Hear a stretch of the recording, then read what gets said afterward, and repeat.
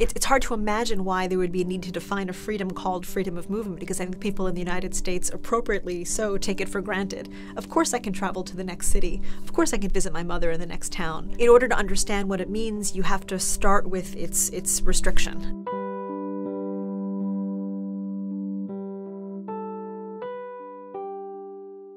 If you look, for example, at the West Bank, where there are checkpoints that prevent people from crossing into the next town, or maybe prevent them from getting to the hospital where they need medical care, or Gaza, where there's a fence that actually encloses all of the Gaza Strip, and in order to travel you need permission from either the Israeli or Egyptian governments, which can be very difficult to obtain, then you understand why that freedom is so important. Not having freedom of movement means that very ordinary things, like getting to your university, getting to your job, getting to a professional meeting, visiting your mom when she's sick, become enormous challenges and wreak havoc with normal life. In Gaza, one of the biggest problems is the economy. Unemployment is at 33%. Among women, it's 57%.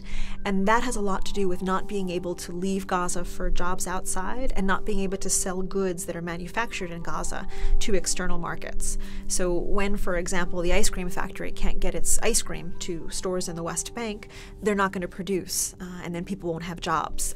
And maybe one of the worst things that restricting freedom of movement does is that it narrows people's psyche.